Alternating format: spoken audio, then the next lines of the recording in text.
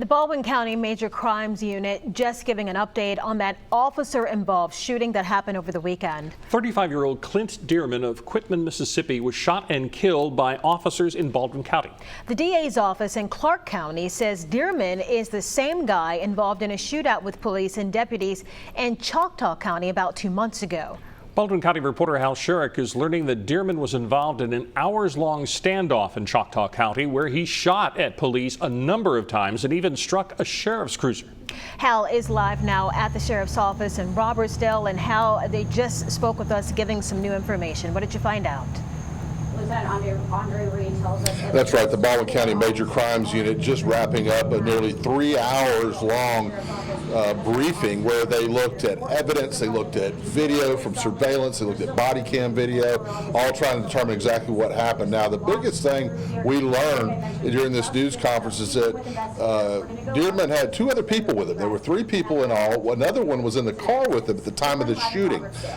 Deputies saying that Dearman was in the back seat of the car, actually. When they saw him go over into the front seat to put the car in gear, that's when they saw a gun and the shootout happened. Now, earlier today, I talked with District Attorney over the 1st Judicial District of Alabama, Spencer Walker. He says former Clark County Sheriff Ray Norris wrongfully allowed Dearman to sign his own medical bond in the hospital after being shot twice during the standoff there.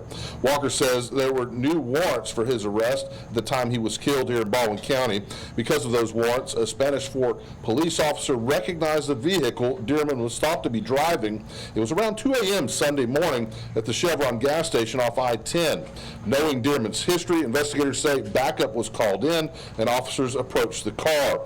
Investigators with the Baldwin County Major Crimes Unit say Dearman refused to cooperate and would not get out of his car. That's when investigators say Dearman attempted to drive off. Officers then shot and killed Dearman. District Attorney Walker says the most disturbing part of all of this is Dearman should have been locked up. A sheriff just signing a bond, changing a bond and calling it a medical bond and letting him sign it is not in compliance with the court's prior orders. So, and that's sort of what happened here is the former sheriff of Clark County let him sign his own bond. As I mentioned, the Major Crimes Unit just releasing some new information on the case. We spoke to Lieutenant Andre Reed. He is part of the Major Crimes Unit, but not the lead this time because of deputies being involved in the shooting. He does say, however, though, they don't know just how many shots were fired because of all of the officers and his deputies involved. At least 4 right now. And in fact, I think there's a couple more, even though they weren't directly involved, they didn't fire their weapon. You know, sometimes when people are, they experience an event like this, it's best to give them some time off and make sure that they have time to process everything and get back to work and they're ready to go.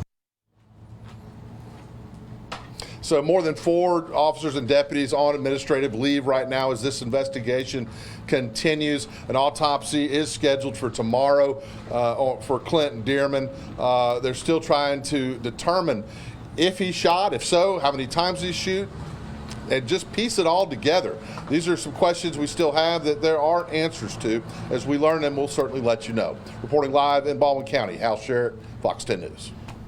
All right, Hal, and moments ago we spoke with former Clark County Sheriff Ray Norris. He tells us the Clark County Jail took Dearman in as a favor for Choctaw County, but Dearman was so badly injured the jail couldn't afford to hire a nurse to take care of him 24/7.